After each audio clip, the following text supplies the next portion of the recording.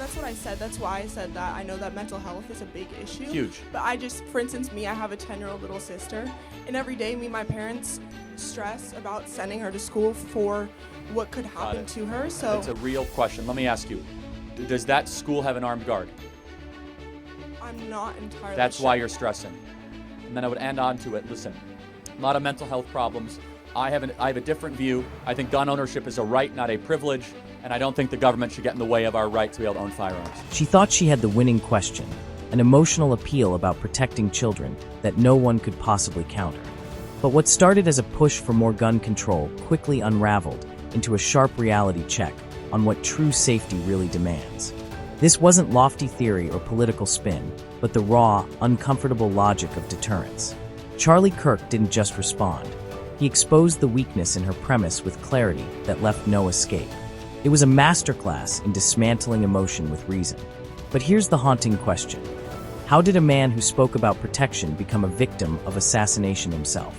Trust me, what you're about to see is a masterclass in how to dismantle an emotional argument with undeniable common sense. Hi, Mr. Kirk. I'm a student here, and I really appreciate you being here today to speak with us. I care a lot about protecting children and know that you value life as well. I understand that mental health and drug issues are a big part of the violence that we see every day in America, and I know that there's no black and white solution, but wouldn't implementing stronger background checks, especially for high-powered weapons like AK-47s, be a more reasonable and effective step to prevent school shootings and protect the children? Sure, fine. So first of all, it is very difficult to purchase an AK-47. You're probably talking about an AR-15. That's probably what you're talking about, which is not an AK-47. We do have those background checks in a lot of states. I do have to ask, do you feel safe in California walking the streets at night in Los Angeles as a woman? It depends which area. How about right near the downtown convention center? Not necessarily, no. So remember, our goal is a safe society, so just stricter gun laws does not always equal a safer society. That's just number one. Yeah, And that's what I said. That's why I said that. I know that mental health is a big issue. Huge. But for instance, I have a 10-year-old little sister, and every day me and my parents stress about sending her to school for what could happen to her. So it's a real question. Let me ask you, does that school have an armed guard?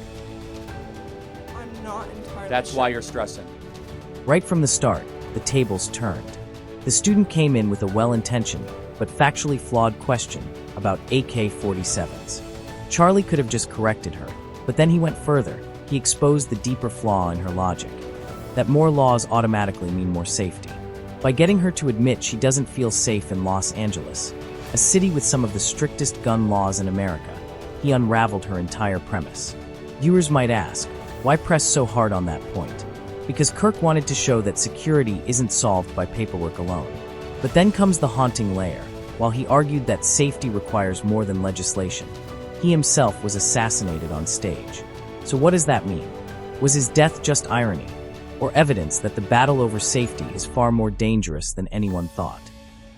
That's a fair point. Why do we protect our banks, our airports, and our sports stadiums with people with guns, but not our schools?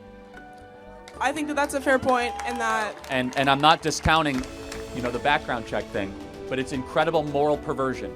You can't get in a Dodger Stadium without seeing 50 cop cars and people with guns everywhere. You can't go to LAX without going through basically a demilitarized zone. But you could go into a local Long Beach elementary school, and we decide to not protect our kids, so we protect our airplanes and our sports teams, but we don't protect our own children. And so you care about protecting children.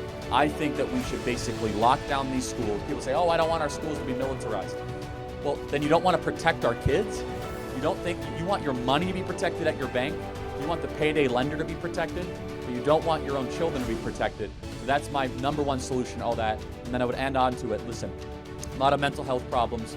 I have a different view. I think gun ownership is a right, not a privilege. And I don't think the government should get in the way of our right to be able to own firearms. Charlie pivots to a blunt contrast. We fortify banks, airports, stadiums, but we leave schools exposed. He calls that an incredible moral perversion, pressing for lockdown campuses and armed protection. But then he admits mental health problems complicate the story and insists gun ownership remains a right, not a privilege. That combination is tactical, It reframes safety as active defense instead of paperwork, but it forces a trade-off between deterrence and the fear of militarized schools. His rhetoric closes the student's simple premise, but then it hardens lines: security over symbolism. The assassination that later ended his tour makes this exchange disturbingly literal. Debate ceased to be abstract and became lethal. The takeaway is stark. The conversation about protecting children has moved from policy argument to a matter with real, dangerous stakes, demanding sober reevaluation.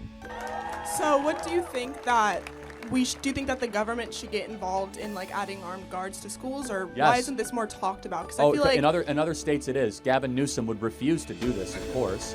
But in other states, after big school shootings, they have police officers parked outside. And in fact, school resource officers with guns have shown to prevent school shootings, limit school shootings, or even intervene before the school shooting happens.